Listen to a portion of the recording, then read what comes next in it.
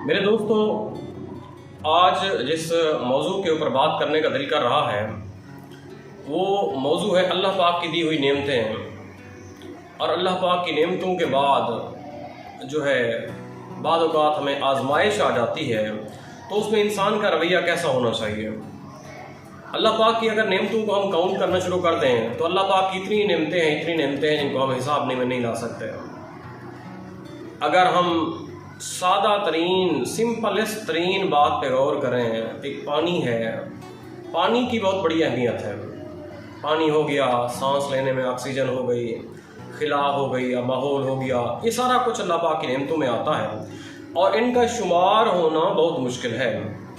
तो आज मैं जिस नेमत की बात कर रहा हूँ वह अल्लाह पाक ने हमें जिस्म अता किया है। इस जिस्म की बहुत ज़्यादा अहमियत है। बाद औक़ात कुछ लोग ऐसे होते हैं जिनका जिस्म कंप्लीट होता है, मुकम्मल होता है, जिनके हाथ भी होते हैं, पाँव भी होते हैं, बाकी जिस्मानी आज़ा भी पूरे होते हैं, वो लोग खुश नसीब होते हैं। और बाद औक़ात अगर हम गौर करें तो कुछ लोग ऐसे होते हैं जिनको ज़ाहिरी तौर पे कोई ना कोई माजूरी होती है। ये ज़ाहिरी तौर पे जो माजूरी होती है, मिसाल के तौर पे किसी की आंखें नहीं होती, किसी का कोई बहरापन हो जाता है, कोई गूंगा हो जाता है, या किसी की टांगें नहीं होती, तो उस बंदे के अंदर क्या फीलिंग्स होते हैं, क्या एहसासात होते हैं, हमारा मुआशरा उसको कैसे एक्सेप्ट करता है, ये आज का मेरा मौजूद सुफ़न है। मेरे दोस्तों, हमें हर हाल के अंदर अल्लाह पाक का शुक्रगुजार होना चाहिए।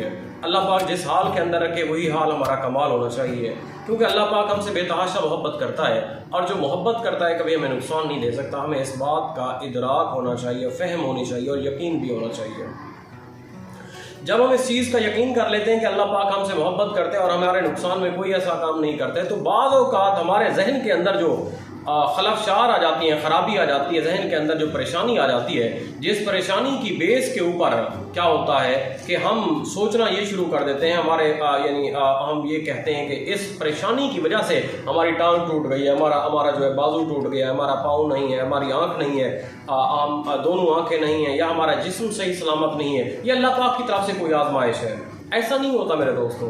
हर चीज़ अल्लाह पाक के एक मेयार के मुताबिक, अल्लाह पाक के एक प्लान के मुताबिक तरतीब दी गई है। और बाद औक़ात हम गलत फहमी की बेस के ऊपर ये भी कहते हैं कि उसके साथ ऐसा हुआ, उसके गुनाहों की वजह से ऐसा हुआ, उसके साथ ऐसा हुआ, उसने ये काम किया था, उसकी वजह से उसको अल्लाह की पकड़ हो गई। मेरे दोस्तों, ऐसा कुछ नहीं होता। ये अल्लाह पाक की आजमाइश होती है, इंसान की समझ की बात होती है। इंसान को समझना चाहिए कि जितने भी मामलात होते हैं दुनिया के अंदर, अगर हम गौर करें, बाद औक़ात इंसान को परेशानियाँ होती हैं, तकलीफ होती हैं, तो अल्लाह पाक का एक ऐसा निज़ाम देखा है। क्योंकि मैंने दुनिया के अंदर हम लोग अक्सर ऑब्जर्व करते हैं कि नेकोकार लोग भी मुसीबत में फंसे होते हैं, परेशानी में फंसे होते हैं। चलो गुनाहगारों को देख लें, गुनाहगारों को बाद औक़ात तकलीफ आ जाती है, समझ में आती है बात इनके गुनाहों की वजह से, जैसे लोग कहते हैं अक्सर। लेकिन जब नेकोकारों को इसमें फंसता हुआ देखते हैं तो फिर यकीन नहीं आता इस बात का। तो इन तमाम चीज़ों से हमें ये वाज़ेह हो जाता है कि ये अल्लाह पाक का जो निज़ाम है वही बेहतर जानता है उसके निज़ाम में किस तरह से क्या मामलात कहाँ पर चलाने हैं। तो आज जिस मौजू के ऊपर बात करना चाह रहा था वो यही है कि इंसानी माजूरी जो है असल में हकीकी ताकत होती है। मुझे याद पड़ रहा है, हम लोगों ने ग्रेजुएशन के अंदर एक टॉपिक पढ़ा था हेलन केलर के ऊपर। हेलन केलर एक अमेरिकन लेडी है जो 1880 के अंदर, आई थिंक 1880 के अंदर वो पैदा हुई यूनाइटेड स्टेट्स के अंदर। वो 19 माह की थी तो उसे कोई बीमारी लाक हुई, जिस बीमारी की वजह से वो डेफ एंड ब्लाइंड हो गई, गूंगी भी हो गई, बहरी भी हो गई और वो जो थी अपना अंधी भी हो गई। उस डेफ एंड ब्लाइंड होने के बाद उसके वालिदैन बहुत ज़्यादा परेशान हो गए कि अब बच्ची के साथ क्या होगा, बच्ची है, अब इसको कैसे हम जिंदगी यानी इसकी ज़िंदगी गुजरेगी, इसके साथ तो मसाइल ही मसाइल होते रहेंगे। लेकिन क्या हुआ, 1884 के अंदर बल्कि 1886 के अंदर उसको एक स्कूल के अंदर दाखिल कर दिया गया। और 1886 के अंदर जब स्कूल के अंदर दाखिल हुई तो उसकी वो कहती है कि मेरी पहली जो टीचर थी जिसका नाम मिस सुलिवैन था, Miss Sullivan was so kind to me, मेरे साथ इतनी ज़्यादा हमदर्द थी कि वो मिस सुलिवैन जो थी मुझे चंद दिन बाद जो थी मुझे दरिया के ऊपर समंदर के किनारे पर ले गई और समंदर के किनारे पर लेकर गई और रेत जो गीली रेत पड़ी हुई थी उस गीली रेत के अंदर जाके, रेत के ऊपर जाके उसने एक लफ्ज़ लिखा जिसको हम अंग्रेजी में वाटर कहते हैं।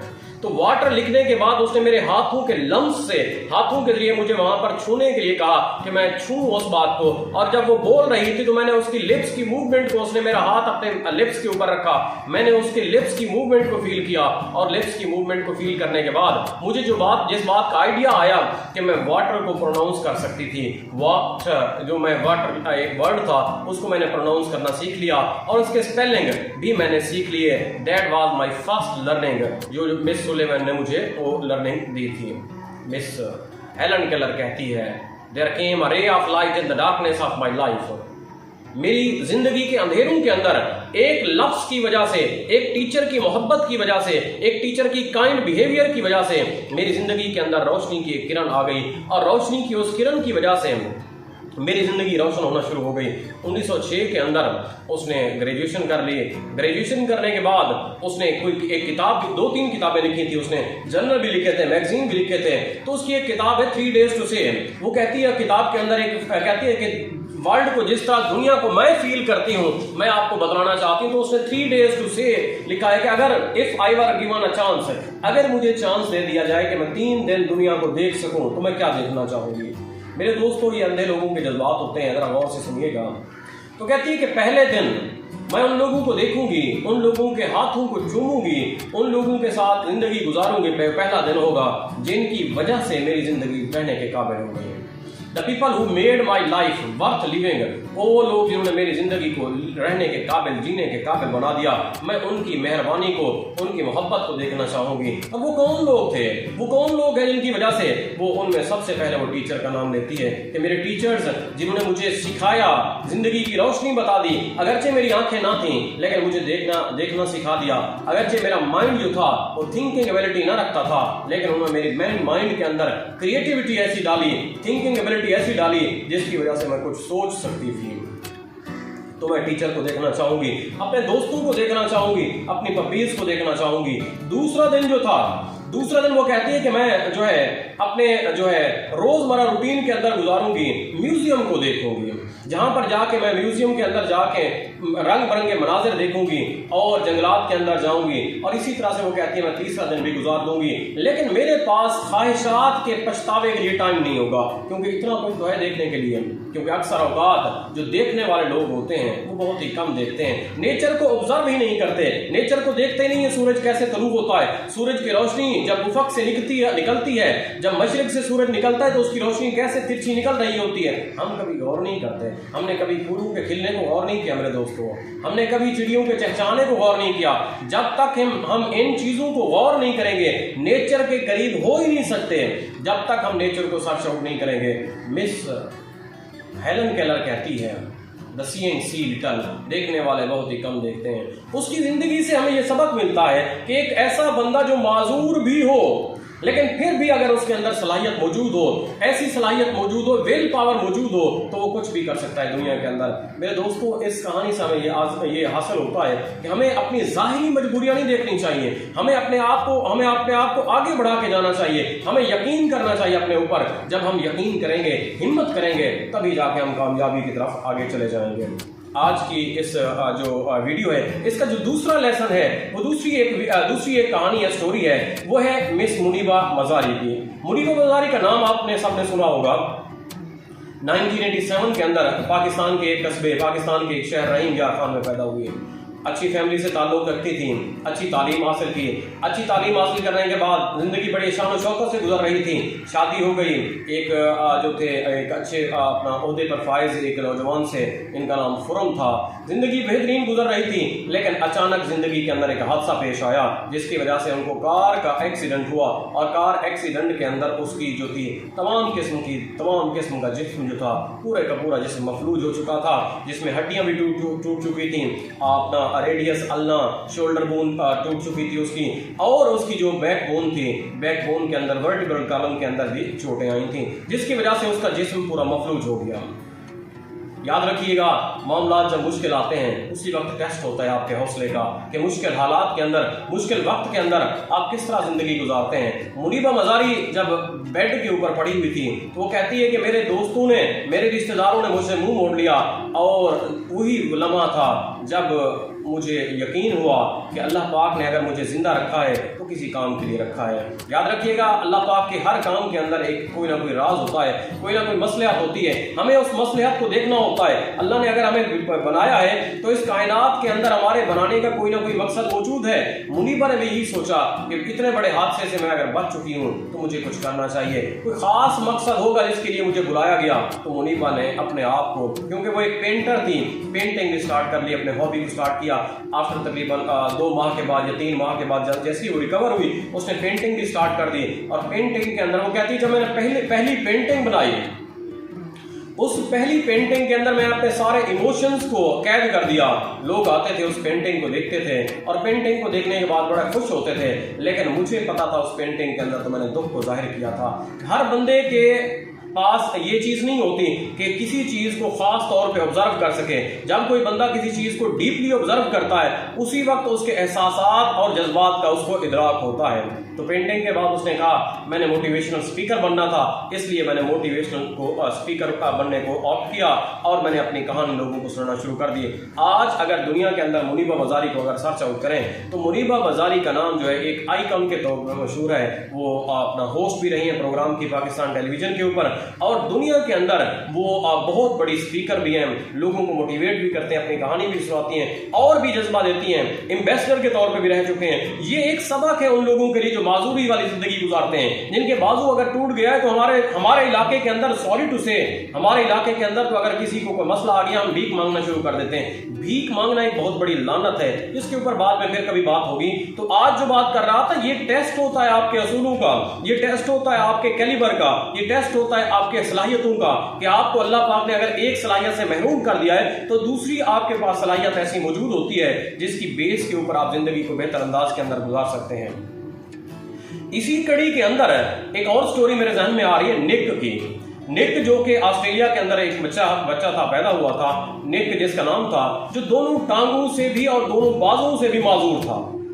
निक के वालिदैन ने जब इसे देखा तो वालिदैन बहुत ज़्यादा परेशान हो गए कि इस बच्चे का क्या बनेगा। लेकिन क्या हुआ, आहिस्ता आहिस्ता निक बड़ा होता गया। जैसे जैसे निक बड़ा होता गया तो उसने ज़िंदगी को देखना शुरू कर दिया। निक कहता है जब मैं स्कूल में गया तो मेरे साथ बहुत सारी मुश्किलात थी, बहुत सारे मामला थे। जिस तरह बच्चे एक दूसरे के ऊपर आवाज़ें कसते हैं, कोई लंगड़ा कहता है, कोई लूला कहता है, कोई क्या कहता है, कोई क्या कहता है, कोई फीना कहता है, कोई बोना कहता है। ये आवाज़ें कसने वाले लोग जो होते हैं ये भी कमाल होते हैं, क्योंकि इन्हीं की वजह से हौसले पैदा होते हैं इंसानों के। असल में हर आजमाइश को इंसान को चाहिए कि हर आजमाइश को एज अ टेस्ट ले।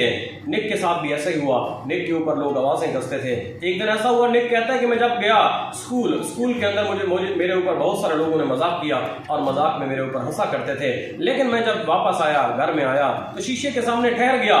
मैं खुद भी उस शीशे में अपने आप को देखकर रोया था कि अल्लाह पाक ने मुझे कैसा बना दिया। लेकिन एक बात थी, मैंने इस चीज को समझा कि मुझे भी अल्लाह पाक ने परफेक्ट बनाया है। अल्लाह पाक ने मेरे अंदर एक कमाल सलाहियत दे दी थी। मैंने अपने आप को एक्सेप्टेंस दी। मैंने कहा यही जिंदगी मेरी हसीन है, मैं खुदा के एक प्लान के तहत पैदा किया गया हूँ, और जो चीज़ खुदा के प्लान के तहत पैदा की जाए मेरे दोस्तों वो बहुत ज़्यादा हसीन होती है। तो निक कहता है मैंने भी इस चीज़ को एडमिट कर लिया। जब मैंने इस चीज़ को एडमिट किया, थोड़ी देर तक ब्रेक करते हैं। निक कहता है कि मेरी ज़िंदगी ऐसे गुजरती रही, मैंने अपने आप को देखा और अपने आप को देखने के बाद मैंने इस चीज़ को समझ लिया कि अल्लाह पाक ने अगर मुझे किसी प्लान के तहत पैदा किया है तो उसके पैदा करने का कोई ना कोई मकसद मौजूद होगा। सामईन मोहतरम, बात यही होती है कि हम गौर नहीं करते। जब हम गौर करते जाएंगे हमें अल्लाह पाक के राजों में से राज भी मिलते जाएंगे। अल्लाह पाक की जो तमाम किस्म की हमारे ऊपर नेमतें हैं वो हमारे ऊपर नेमतें भी खुलती जाएंगी। तो निक ने भी इसी चीज़ को देखा और निक कहता है कि हाथ नहीं है, पैर नहीं है, लेकिन हद नहीं है। उसने 2-3 किताबें लिखी, मोटिवेशनल अपनी कंपनी बनाई उसने, और आज वो बेहतरीन जिंदगी गुजार रहा है। निक की बुक में से चंद चीज़ें मैं आप लोगों को बताना चाहता हूँ। निक अपनी बुक्स के अंदर बताता है कि दुनिया जो है महदूद नहीं है, दुनिया तो बेहद है, बहुत ज्यादा वसी है। जब दुनिया बेहद है और बहुत ज्यादा वसी है तो हमें अपनी सोच को भी बेहद करना चाहिए, सोच को भी वसी करना चाहिए, सोच के तमाम जावियों को देखना चाहिए। हमें जिंदगी का नुक्ता नजर तब्दील करना चाहिए। अगर अल्लाह पाक ने किसी को माजूरी दी है तो इसका मतलब ये नहीं है कि उसके अंदर बाकी क्वालिटीज नहीं होंगी। याद रखिएगा, जो बंदा माजूर होता है एक सिफत से, उसके अंदर दूसरी तमाम सिफात जो होती हैं बेतहाशा होती हैं। तो निक ने भी इसी बात के ऊपर जोर दिया और कहता है कि जिंदगी जो है बहुत ज्यादा वसी है। इस वसी कायनात के अंदर लामहदूद सोच के जाविये हैं, और इन तमाम सोच के जावियों के साथ मैंने जब ऑब्जर्व किया दुनिया को, तो मैंने देखा दुनिया एक नई जिहत के अंदर नजर आई, दुनिया के अंदर मुझे रोशनी नजर आई, और मैंने अपने दिल की बातें, जज्बात जो थे लोगों से कहना शुरू कर दिया। जब लोग मेरी कहानी सुनते थे बहुत ज्यादा मोटिवेट होते थे। वो कहते हैं एक जगह पर ऐसा हुआ, मैं एक मोटिवेशनल सेमिनार के अंदर तकरीर कर रहा था, तो वहां पर मैंने एक टॉपिक था जिसको मैंने ये कहा कि हम बहुत ज्यादा हसीन हैं, हम बहुत ज्यादा हसीन हैं क्योंकि हम कुदरत के प्लान के मुताबिक जो है पैदा हुए हैं। तो उस जो सामीन बैठे हुए थे वहां से एक लड़की उठी और वहां पे वो बहुत ज्यादा रोने लग गई। जब उसको मैंने देखा तो वो रो रही थी। जब वो मेरे पास आई तो मेरे साथ आई और मुझे आके कहा कि मुझे गले लगाया और मुझे कहा कान में, आज तक मुझे पता नहीं था कि हम इतने हसीन हैं, आज मुझे तुम्हारी इन बातों से इदराक हुआ कि हम वाकई हसीन हैं और दुनिया भी हसीन है। हमें इन चीजों को समझना चाहिए। जब तक हम इस हुस्न को, कायनात के हुस्न को समझेंगे नहीं, हम कायनात के ऊपर गौर नहीं कर सकते, और जब तक गौर नहीं करेंगे हम किसी चीज का इदराक और फहम नहीं रख सकते। तो याद रखिएगा मेरे दोस्तों, इस दुनिया के हुस्न को देखिए। दुनिया के अंदर बेताशा किस्म के लोग हैं, दुनिया में अच्छे लोग भी मौजूद हैं, बुरे लोग भी मौजूद हैं। डिपेंड आपके ऊपर करता है रास्ता आपने कौन सा इख्तियार करना है। हमेशा आपके पास दो ही ऑप्शन मौजूद होते हैं। जो पहला ऑप्शन होता है वो रोड ऐसा होता है जो मुश्किलात से भरा हुआ होता है। जो दूसरा ऑप्शन होता है वो हमेशा आसान रास्ता होता है। मुश्किलात वाला रास्ता कौन सा होता है? मुश्किलात वाला रास्ता वो होता है जिसमें आपने मेहनत करनी होती है, जो आपके हौसले का टेस्ट होता है, जो आपके लिए आजमाइश होती है। याद रखिएगा, जो मेहनत करते हैं, जो हौसलों का टेस्ट देते हैं, जिनके अंदर हिम्मत होती है, जिनके अंदर जोश होता है, बलबला होता है, वही आगे कामयाबी की तरफ जाते हैं। और जिनके अंदर ये तमाम उनासिर नहीं होते, ये तमाम चीजें नहीं होती, वो हमेशा पीछे की तरफ हट जाते हैं। वो ऐसे रोड की तरफ जाते हैं जो सहल पसंदी वाला रोड होता है, और जो लोग सहल पसंदी वाले रोड के ऊपर जाते हैं वो हमेशा पीछे रह जाते हैं और दुनिया के अंदर सिर्फ चंद ही काम करते हैं, खाते पीते हैं, शादी करते हैं, बच्चे पैदा करने के बाद मर जाते हैं। नाम लेवा कोई नहीं होता उनका, दुनिया के अंदर कोई ऐसा मार्का नहीं होता। तो याद रखिएगा, वही लोग दुनिया के अंदर कुछ करके जाते हैं मेरे दोस्तों, जिनके अंदर जज्बात होते हैं कुछ करने के, जिनके अंदर एक ऐसा ही विजन होता है, जिनका विजन इतना ब्रॉड होता है कि वो उस रोड पे जाना चाहते हैं जो रोड मुश्किल वाला होता है, जो रोड कांटों से भरा होता है, जो सड़क ऐसी होती है हमवार नहीं होती, ना हमवार रोड होता है। उस मुश्किल वाले रास्ते पर जाकर आप अपने हौसलों का टेस्ट कर सकते हैं और मुस्बत रवैये के साथ आप अपने हौसले आगे बढ़ा सकते हैं। जब तक आप मुस्बत रवैये के साथ आगे बढ़ते जाएंगे उस वक्त तक आप कामयाब होते रहेंगे। इस बुक के अंदर दूसरी बात ये करता है, अल्लाह पाक पे मुकम्मल भरोसा करना चाहिए। देखिए, हम लोग अल्लाह पाक के करीब किस वक्त जाते हैं? हम लोग अल्लाह पाक के, हमें तो अल्लाह की याद हमेशा होनी चाहिए। अल्लाह ने हमें पैदा कर दिया, अल्लाह ने हमें सब कुछ दे दिया, हमें शुक्र अदा करना चाहिए उस मालिक का जिसने इतनी अच्छी शेप के अंदर, इतनी अच्छी शक्ल सूरत के अंदर सब कुछ अता किया। हमें वालिदैन भी दे दिए, हमें घर भी दे दिया, हमें बच्चे भी दे दिया, हमें दोस्त भी दे दिया, हमारी सोशल सर्कल भी बहुत ज्यादा बना दिया। हमें उस मालिक का करम, मालिक के करम का शुक्रिया अदा करना चाहिए। लेकिन हम अक्सर औकात इस शुक्रिया से महरूम हो जाते हैं जब तक, क्योंकि हमारे इंसानों के अंदर ऐसा है कि हम इंसानों का शुक्रिया अदा नहीं करते, और जो इंसानों का शुक्रिया अदा नहीं करता वो मालिक का शुक्रिया कहां से अदा करेगा? हमें शुक्रिया के कॉन्सेप्ट को भी आगे करना चाहिए। एक लफ्ज इस्तेमाल करते हैं अंग्रेज, थैंक्स का लफ्ज इस्तेमाल करते हैं। ये कोई बड़ा लफ्ज नहीं होता, इससे आपकी अखलाकियात जाहिर होती है, आपकी मोरालिटी जाहिर होती है, आपकी अक़दार जाहिर होती है, आपकी तरबियत जाहिर होती है। मेरे दोस्तों, आज इस बात को अपने जहन के अंदर रख लें कि हमें शुक्रिया के लफ्ज को आगे बढ़ाना है, हमें शुक्रिया को आगे प्रमोट करना है, अच्छाई को आगे प्रमोट करना है। फिर नेक्स्ट वो बात करता है अल्लाह पाक के भरोसे के बाद, जो दूसरी बात करता है वो कहते हैं अच्छाई के ऊपर हमेशा तवज्जो करनी चाहिए, अच्छे अमल पर हमेशा तवज्जो करनी चाहिए। अच्छा अमल क्या है? कोई बंदा आपके साथ कोई अच्छा काम करता है, अच्छी बात करता है, कोई बंदा आपके साथ एहसानमंद होता है, तो आप उसका शुक्रिया अदा करें, और शुक्रिया भी ऐसा अदा करें। वो कहते हैं शुक्रिया का कॉन्सेप्ट देता है कि इस अच्छाई को आगे प्रवोक करें। मुझे एक कॉन्सेप्ट याद आ रहा है कि एक मूवी देख रहा था जिसमें बड़ी कमाल का एक कॉन्सेप्ट भी आ गया था कि आपने अगर किसी के साथ अच्छाई की है तो दूसरे बंदे को यह कहें कि वो बंदा 3 लोगों के साथ और अच्छाई करे। ये बड़ा कमाल का कॉन्सेप्ट है। दुनिया के अंदर अच्छाई फैलाने का, एक बंदा अगर किसी के साथ अच्छाई करता है, वो दूसरा बंदा कहता है उसे कि मेरा एहसान ये होगा तुम्हारे ऊपर, या तुम्हारा एहसान मेरे ऊपर ये होगा कि तुम ये इस अच्छाई के बदले 3 लोगों की और भलाई करो। इसी तरह से एक चेन चलती जाएगी, जिस तरह न्यूक्लियर फिशन रिएक्शन होता है फिजिक्स के अंदर, तो इस तरह ये अच्छाई की चेन चल पड़ेगी। जब अच्छाई की चेन चल पड़ेगी तो याद रखिएगा मेरे दोस्तों, दुनिया के अंदर जो है अच्छाई फैल जाएगी, दुनिया के अंदर इंसानियत फैल जाएगी, कमी सिर्फ और सिर्फ इंसानियत की है। आदमी तो मौजूद हैं, आदमी तो दुनिया के अंदर मौजूद हैं, लेकिन दुनिया के अंदर जो चीज़ अहम है इंसानियत नहीं रही, इंसानियत ख़त्म हो चुकी है। फिर निक एक बात कहते हैं, खौफ एक ऐसी चीज़ होती है जिससे हमें लड़ना चाहिए। मेरे दोस्तों, खौफ है क्या चीज़? खौफ को हम फेयर कहते हैं। फेयर एक मास्क होता है जो हमें डराता रहता है, हमें कॉन्फिडेंट नहीं रहने देता। फेयर एक फॉल्स इमोशंस होते हैं जो अपेयर होते हैं इन रियल फॉर्म। हमें ऐसे फील होता है कि हम एक ऐसी चीज़ के सामने ठहरे हुए हैं जिसका सामना हम नहीं कर सकते, जो हमें खा जाएगी, जो हमें तबाह बर्बाद करके रख देगी। याद रखिएगा, हर प्रॉब्लम का सोल्यूशन मौजूद होता है। मैं अक्सर यही बात कहता हूँ कि पहले बीमारी का इलाज आता है, बाद में बीमारी जमीन पे आती है। तो याद रखिएगा, हमें ढूंढने की जरूरत होती है, हमें उस पर गौर करने की जरूरत होती है। जब हम फेयर को भी देखेंगे, फेयर की असलियत को देखेंगे, फेयर तो फॉल्स इमोशंस हैं जो हमारे सामने ऐसे बला बन के ठहरे हुए हैं, मॉन्स्टर बन के ठहरे हुए हैं। जब तक हम मॉन्स्टर का सामना नहीं करेंगे, हम जिंदगी को आगे नहीं लेके जा सकते, और जब तक हम जिंदगी को आगे नहीं लेके जाएंगे, उस वक्त तक हम पीछे ही रहते रहेंगे। याद रखिएगा, एक इंसान की जो सोच होती है वो इंसान को आगे लेके जाती है। बॉडी, जो आज का मेरा लेक्चर है, बॉडी की जो कमजोरी होती है, जिस्मानी जो कमजोरी होती है, जिस्मानी जो माजूरी होती है, इसको ताकत बनाइए, इसको ताकत बनाइए। इसको अपने पास ऐसे लीजिए कि अल्लाह पाक की तरफ से एक गिफ्ट है आपके ऊपर। जब आप किसी कमजोरी को, किसी बीमारी को, किसी माजूरी को एक टेस्ट के तौर पे अपने पास लेंगे, तो याद रखिएगा, एक तोहफे के तौर पे अपने पास लेंगे, तो याद रखिएगा अल्लाह पाक आपके लिए डायरेक्शन ओपन कर देगा। अल्लाह पाक आपके लिए मुख्तलिफ ऐसी किस्म की सिमतें ओपन कर देगा कि आपका जो हौसला होगा बुलंद होगा, आपका जो करेज होगा बुलंद होगा। आपके लिए जो आजमाइशें होंगी वो खत्म हो जाएंगी, क्योंकि ये आजमाइशें इंसान को सिखाती हैं, इंसान को ज़हीन बनाती हैं, इंसान को बताती हैं कि किस तरह आप अपनी जिंदगी को मजीद बेहतर से बेहतर करते जाइए।